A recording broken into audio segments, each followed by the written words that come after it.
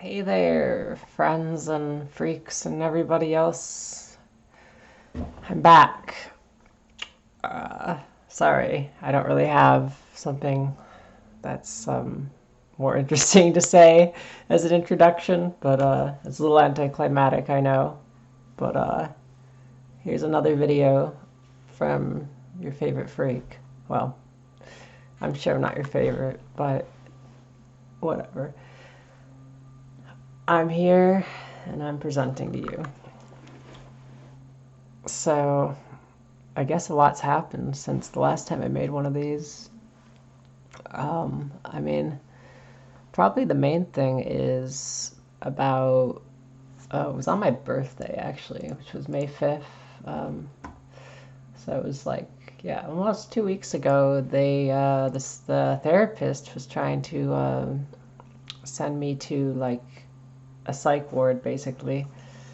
Um, which is, I don't know, it was kind of fucked up. I mean, she's chill about it now.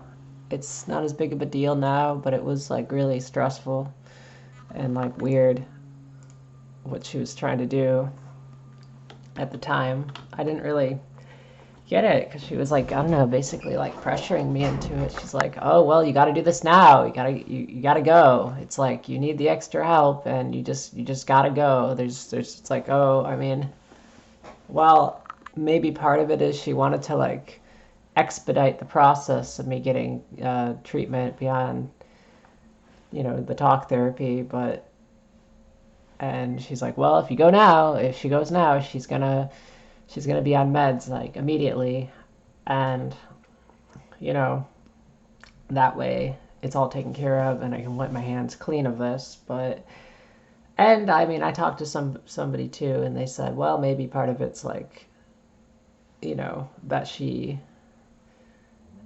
like wants to make sure, because this is like a big thing with this kind of thing anyway. She just wants to make sure that I actually take the meds, because a lot of times, well, I don't actually know what I have. I do need to go to like an actual psychiatrist, an actual shrink, or a medical professional who deals out drugs. One of those fuckers. So, uh, so yeah. Anyway, uh, okay.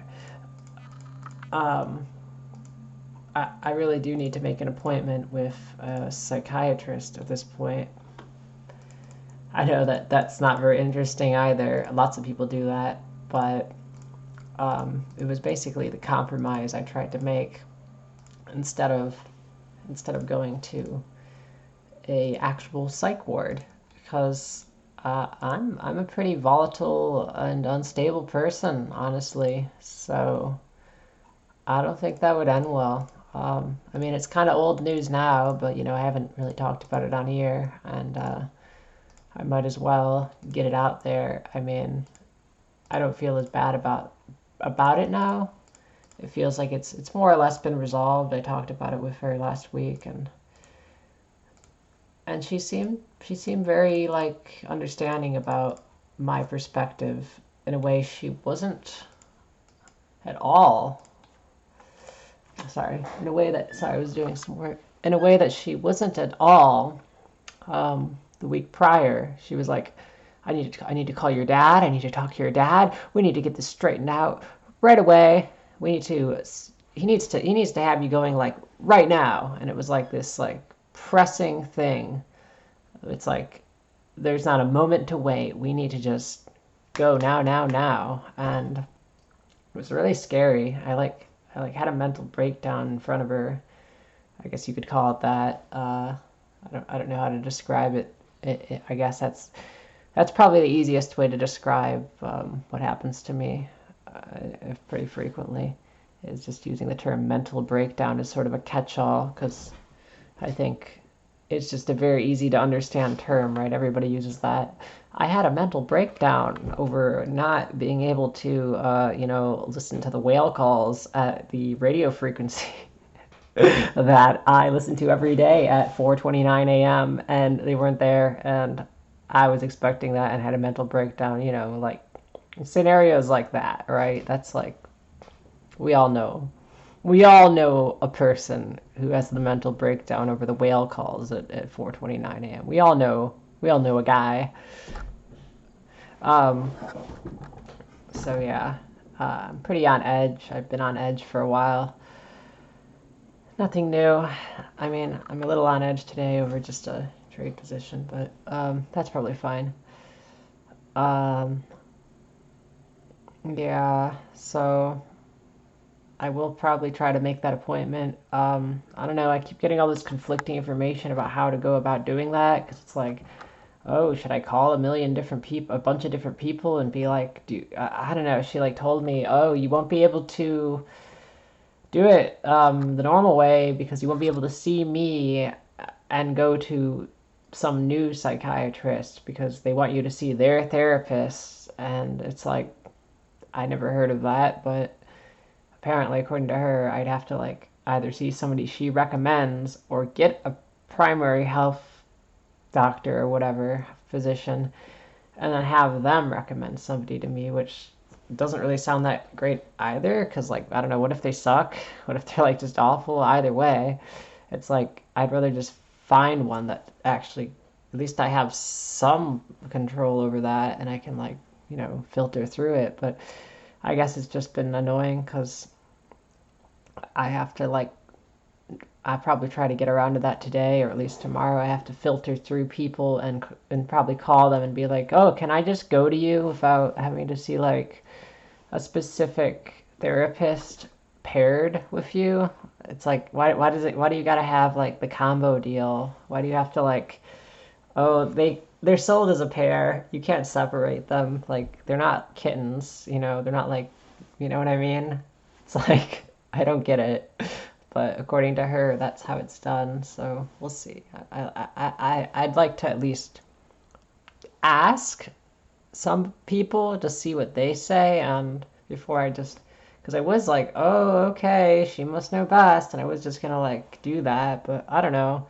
Her person's like a nurse practitioner, and I think I'm like mentally ill enough that I need like an actual psychiatrist to like diagnose what the hell is wrong with me and prescribe things based on that versus just somebody to be like, oh, I don't know, maybe you're bipolar? Beats me. Here, take this. And yeah, I don't know. I mean, I'm sure she's like good, but I think that's more so for like normies for like, well, I'm kind of depressed lately. All I do is watch Netflix. I don't really know what normies do. I'm like, sorry. Um, so anyway, that's kind of what's going on there. Gotta get the pills. I don't know if they want to put me on antipsychotics. I'm a little afraid of that. So I'd like to ease into things maybe a little slower. I mean, yeah, I have some of those issues, but being on antipsychotics, at least to me, is a pretty drastic, like sudden thing. I'd like to try something like less intense first and see how it feels. I mean, I guess I'm supposed to be completely honest with them, although I suppose I'll do that based on how I feel about them, how much they see, how trustworthy they seem. Because, like, I don't know. I was completely honest with her, and she wanted to send me away to a psych ward. So, if I'm completely honest with an actual psychiatrist, they might be like, well, I've evaluated you to be completely fucking insane. And you should not be around the common folk any longer. And you should be barred from being a human. Go to your little mental illness cage and never come back. And like he like sprays me with like a spray bottle of like water. Or no, it's like it's got like something really gross, like orange soda in it, just to like upset me more. It's like all sticky, smells really disgusting, like sickly sweet, you know, all saccharine. So yeah, that's what would happen.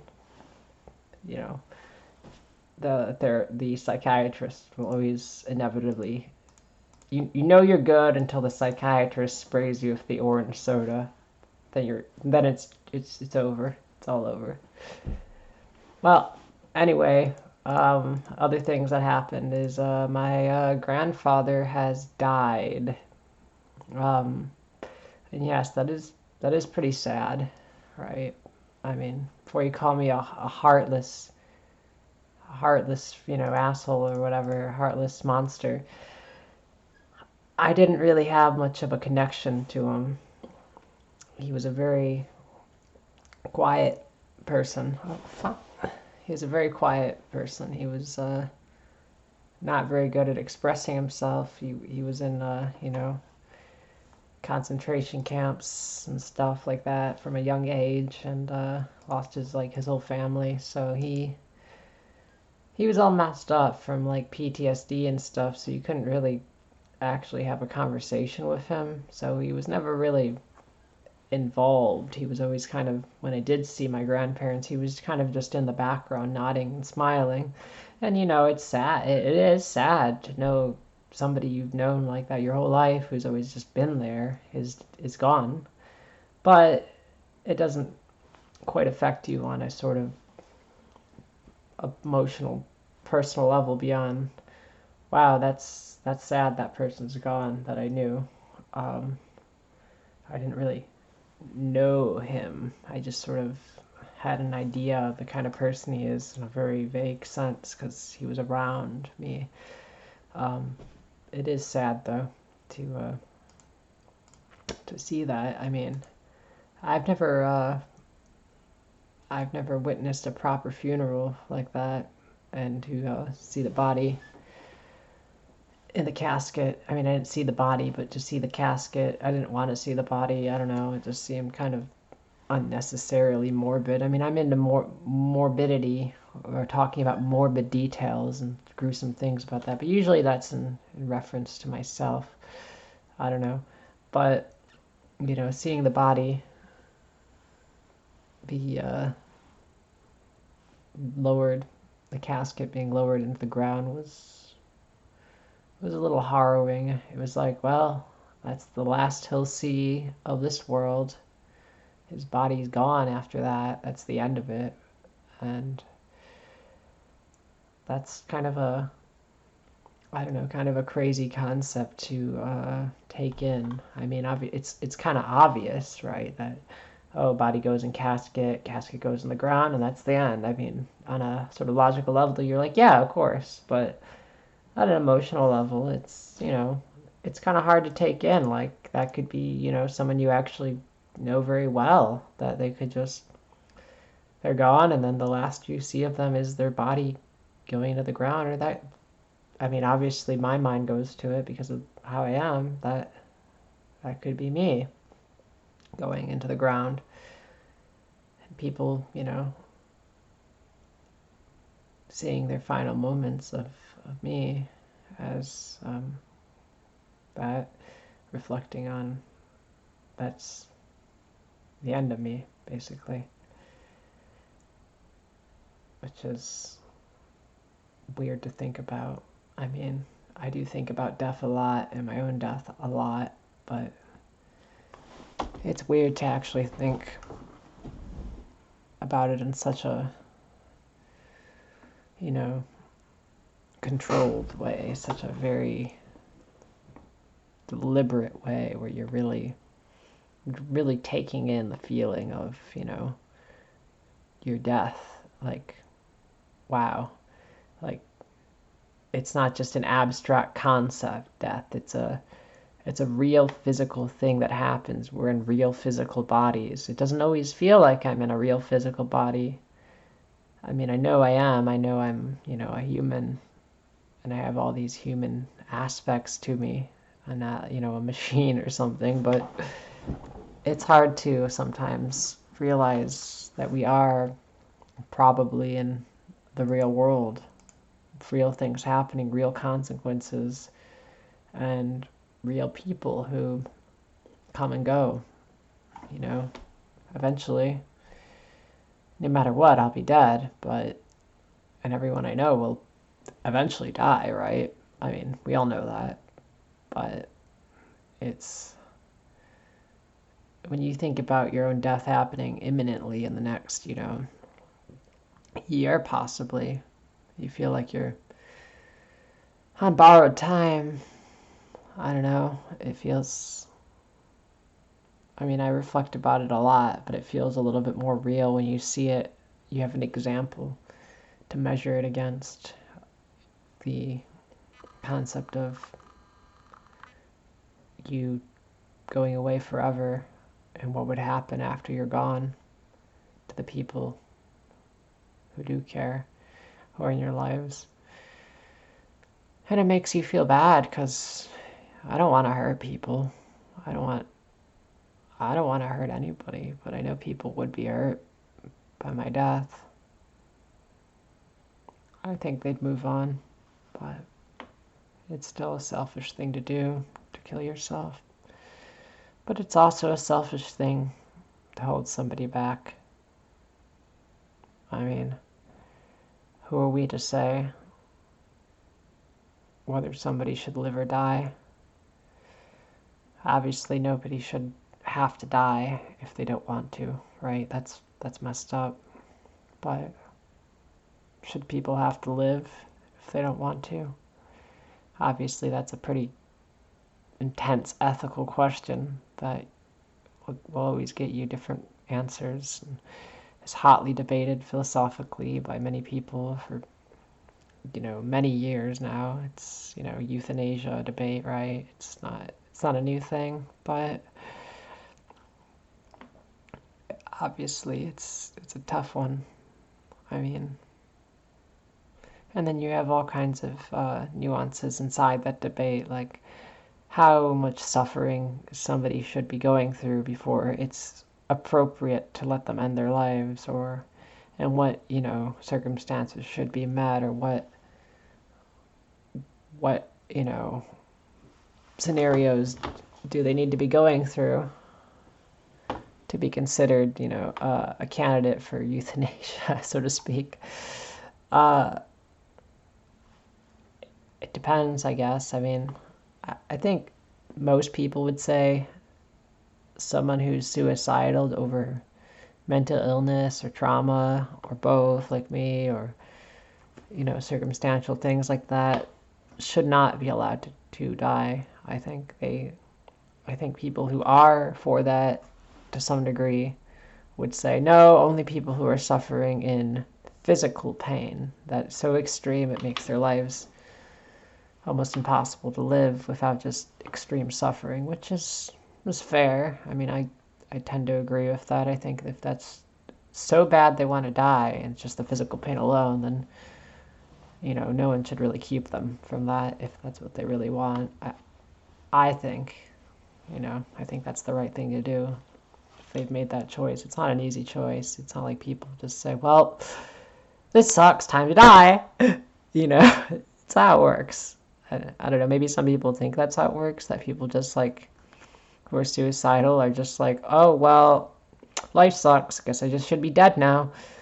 And instead of it being like this long thought out, oh, yes, no, maybe, I don't know, it's scary, it's the end, oh, it would hurt people, oh, I don't know, I still feel like I could do something. It's like, no matter how suicidal somebody is, in the vast majority of cases, there's lots of wavering. It's not like, I mean, there might be a general sentiment that clouds them, that follows them around, a general smog that consumes their presence of despair and hopelessness. But I do think it's always going to be one of those things that isn't just decided, I mean, I'm rambling, but that's what you pay for in these old theater seats. You pay just to listen to me ramble. No, I'm just kidding. You're not paying shit. You're just watching because you want to, because you're bored. So, yeah, it's tough. I mean, I feel very trapped. I feel very kind of Like I'm wandering through this vortex, this endless void, and it's just sort of taking you in and spinning and spinning and spinning, and you can't really escape it as the tides bring you in. The more you try to escape, the more you try to swim away, the more you're pulled in, you know? So all you can really do is passively wait until you reach the center and are just, you're just completely killed. It's like this sort of pain vortex. It feeds onto itself, and it's just so intense. It's so overwhelming that force pushed against the pain often will push you back twice as hard, if that makes sense. It's almost like any kind of hope or work to get out of it. It feels like it doubles you down when it comes back. I don't know. I don't know if that makes any sense, but yeah, I've been pretty isolated. I mean, it's mostly intentional. I don't know. I don't really, want to talk to people.